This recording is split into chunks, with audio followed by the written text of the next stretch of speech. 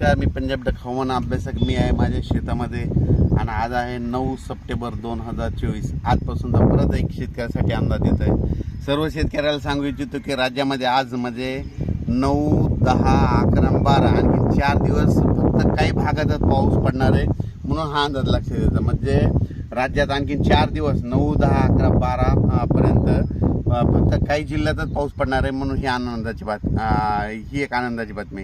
कारण की उर्वरित राज्यामधला आता पाऊस म्हणजे राज्यातला बऱ्याच ठिकाणच्या जिल्ह्यातला पाऊस कमी होणार आहे.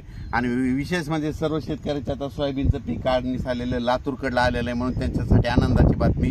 लातूरमध्ये तिकडल्या भागामध्ये जवळपास 13 तारखेपासून तिकडला पाऊस उघडणार आहे म्हणून ही आनंदाची बातमी. पश्चिम महाराष्ट्र झालं, त्याच्यानंतर मध्य महाराष्ट्र, मराठवाडा ह्या भागात देखील पाऊस उघडता येणार आहे म्हणून हा आनंदाची बातमी.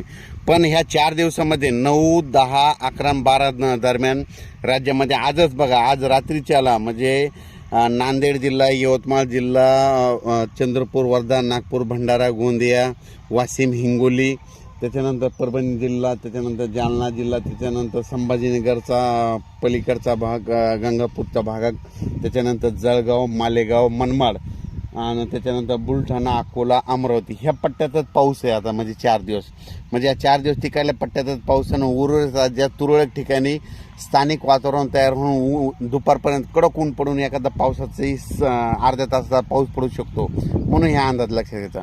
पण राज्यामध्ये सध्या सांगायचं झालं तर परत एकदा सांगतो, इकडं मालेगाव, नाशिक, त्याच्यानंतर मनमाड, त्याच्यानंतर इकडं जळगाव, त्याच्यानंतर जालना जिल्हा, त्याच्यानंतर इकडं जळगाव, जामोद, बुलढाणा, अकोला, अमरावती, वर्धा, नागपूर, भंडारा, गोंदिया, वाशिम, हिंगोली, पुसद, नांदेड, हिंगोली, परभणी आणि लातूर म्हणजे ह्या जिल्ह्यापर्यंत पाऊस ह्या 3 दिवसात पडणार आहे. आणि उर्वरित राज्यातला मात्र पाऊस म्हणजे उद्यापासून म्हणजे उघार देणार आहे म्हणून हा अंदाज लक्षात येतो.